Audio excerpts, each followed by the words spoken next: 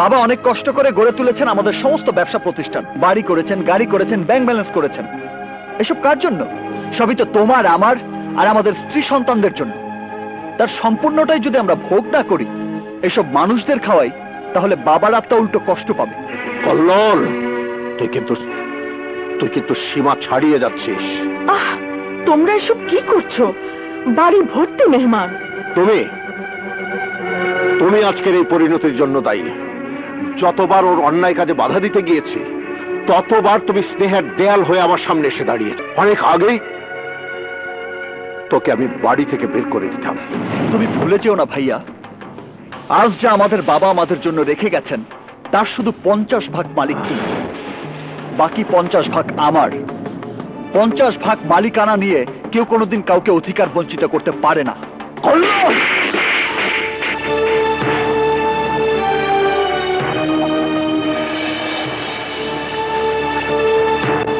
আজকের এমন একটা দিন, আমাদের বাবার মৃত্যুবার্ষিকী, আর এই দিনটাতে তোমার স্নেহের দেবর নেই। কোথায় কি করে বেড়াচ্ছে আল্লাহই জানে। হয়তো কোথাও কোনো কাজে আটকা পড়েছে, এক্ষুনি চলে আসবে। ওই নিয়ে তুমি থাকো, আমি দেখছি সবার খাওয়া দাওয়া ঠিক মতো হচ্ছে কিনা।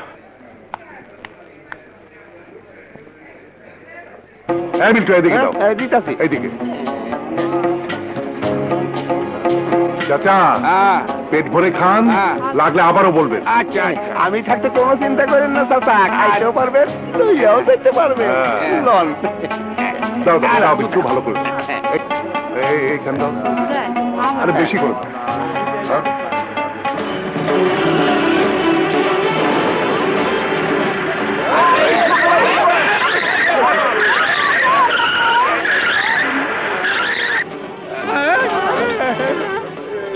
আশ্চর্য, আপনি কি করলেন? কেন, কি করেছে? কি করেছে মানে? তুই দেখলি না মেহমানরা খাচ্ছে, আর তার মাঝখান দিয়ে এভাবে রাশ ড্রাইভ করে ছুটে এলি? আর যদি একটা অ্যাক্সিডেন্ট হতো? অ্যাক্সিডেন্ট হওয়াটাই স্বাভাবিক, কারণ রাস্তা গাড়ি চলাচলের জন্য। এটা কোনো ডাইনিং টেবিল নয়, ওরা রাস্তায় বসে খাবে কেন? কল্লোল, আমরাই তো ওদেরকে দাওয়াত দিয়ে নিয়েছি। কিন্তু কেন? এই, তুই কি বাবার মৃত্যুবার্ষিকীর কথাও ভুলে গেছিস? এ তুমি কি বলছো ভাইয়া?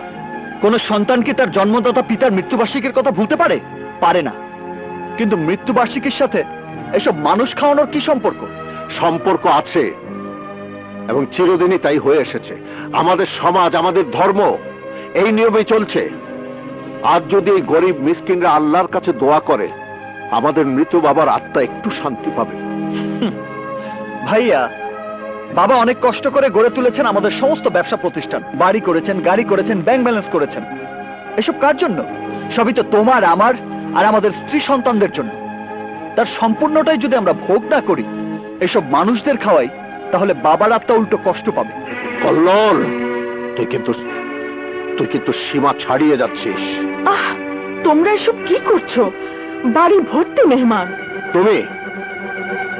তুমি আজকের এই পরিণতির জন্য দায়ী। যতবার ওর অন্যায় কাজে বাধা দিতে গিয়েছি, ততবার তুমি স্নেহের দেয়াল হয়ে আমার সামনে এসে দাঁড়িয়েছ। তা না হলে অনেক আগেই আমি কি করতে? তুমি অনেক আগেই তোকে আমি বাড়ি থেকে বের করে দিতাম। তুমি ভুলে যেও না ভাইয়া, আজ যা আমাদের বাবা আমাদের জন্য রেখে গেছেন, তার শুধু 50 ভাগ মালিক তুমি, বাকি 50 ভাগ আমার। 50 ভাগ মালিকানা নিয়ে কেউ কোনোদিন কাউকে অধিকার বঞ্চিত করতে পারে না।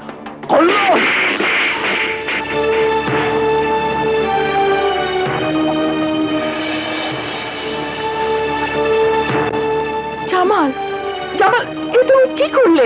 হ্যাঁ, আমি ঠিকই করেছি। এত বড় সাহস আমার মুখের উপরে কথা বলে! মাথা ঠান্ডা করো প্লিজ, ও তো অনেক ছোট। আরে থামো, তুমি কথা বলো। তোমার সন্তানের মতো। সন্তানের মতো?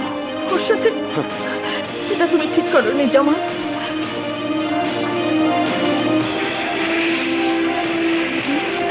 কল্লোল, কল্লোল থাম, কল্লোল, কল্লোল যাস নে। বাবা কল্লোল, শোনো, ভাই শোনো, শোনো। কাজল, আমার আর ভালো লাগছে না, মাথা গরম করে চলে গেল। না জানি কি করে ফেলে।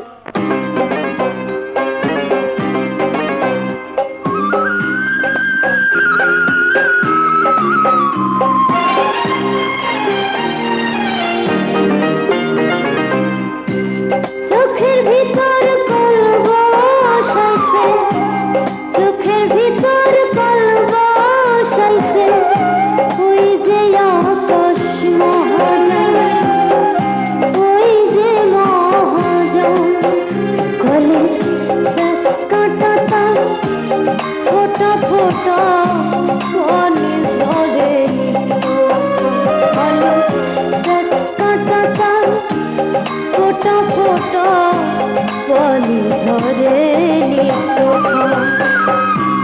চোখের ভিতর কলব বসাইছে।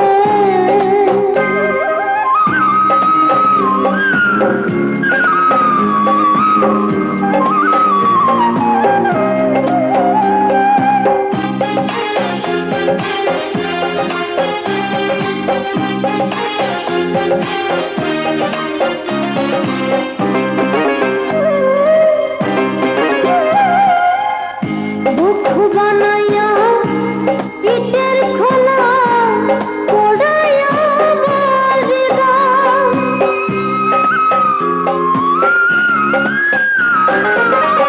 বুক বানাইয়া ইটের খোলা পোড়াইয়া বারিদা, কইলা নাকি সাইবা নাবে জানে রে ওই নিরা, কইলা নাকি সাইবা নাবে জানে রে ওই নিরা, আটরতি এই দুধের মনে, আটরতি এই দুধের মনে, চুন ফেলেছে অষ্টম, দেখো অষ্টম, কলে ব্যাস কাঁটাটা ফোটা ফোটা পানি ধরে নিত, কলে ব্যাস কাঁটাটা ফোটা ফোটা পানি ধরে নিত,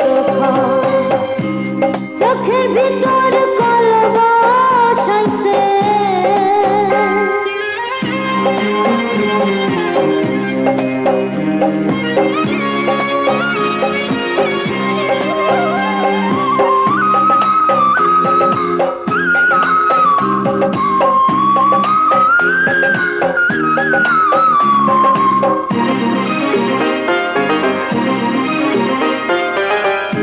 হাড় মাংসতে করতে দিছে ভুল পোকাদের বাড়ি,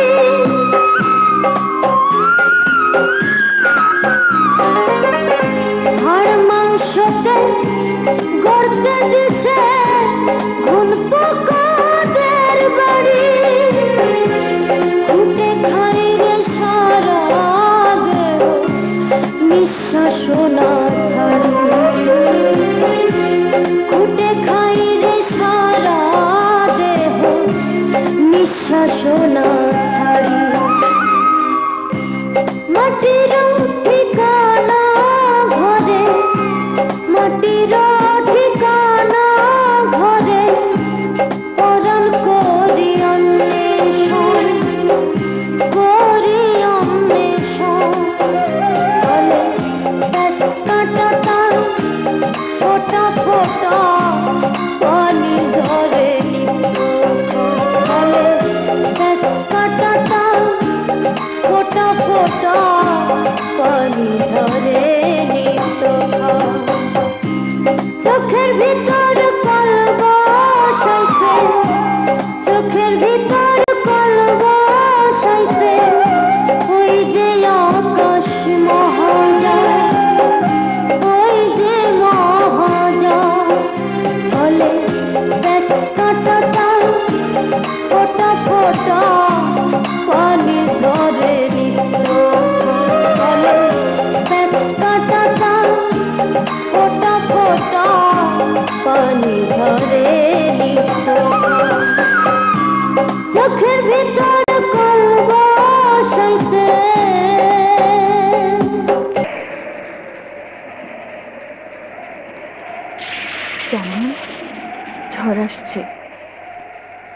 চলো।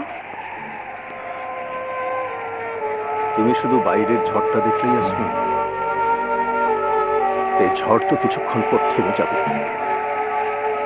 আমার বুকে যে ঝড় বইছে, এই ঝড়কে থামাবে বলো? তুমি শুধু শুধু কষ্ট পাচ্ছ। কি বললে? আমি শুধু শুধু শুধু কষ্ট পাচ্ছি? কেমন করে বললে এই কথা তুমি, যাকে তুমি আমি ছোট ভাই নয় সন্তানের মতো আদর স্নেহ দিয়ে বড় করেছি, যার কোনো আবদার আমি অপূর্ণ রাখিনি। নিজে সৎ থেকে চলার চেষ্টা করলেও আজ পর্যন্ত কে সৎ ইমানদার করতে পারিনি। এই যে আমার কত কষ্ট, কত যন্ত্রণার, হে আমি তোমাকে বোঝাতে পারবো না। পরকালে আল্লাহর কাছে আমি কি জবাব দেব বলো? কষ্ট কি আমিও কম পাচ্ছি? শুধু এই ভেবে মনকে সান্ত্বনা দিয়ে এসেছি, ইয়া রাব্বুল আলামিন বুঝি আমাদের পরীক্ষা করার জন্যই কোনো সন্তান না দিয়ে ওকে তুলে দিয়েছেন আমাদের হাতে। কিন্তু আমরা তো পারিনি ওর সমস্ত বদ অভ্যাস ছাড়াতে, আমরা তো পারিনি ওর অসৎ সঙ্গ ত্যাগ করাতে, আমরা কিছুতে পারিনি ওকে সত্যিকারের মানুষ বানাতে। ইয়াসমিন, দিনে দিনে সে হয়ে উঠেছে একটা অমানুষ। আর তা না হলে আমার সামনে চোখ তুলে কথা বলতে পারলো, আর আমি বাধ্য হলাম আমার সন্তান তুল্য ভাইয়ের গায়ে হাত তুলতে। এখন বলো, এই ঝড় আমি কি করে থামাবো? ধৈর্য যখন ধরেছ আর একটু সহ্য করো, আল্লাহর উপর বিশ্বাস রাখো। আমরা তো এমন কোনো অপরাধ করিনি। আল্লাহ মহান, রহমানুর রহিম। দেখবে সব ঠিক হয়ে যাবে। এখন তুমি ঘরে চলো।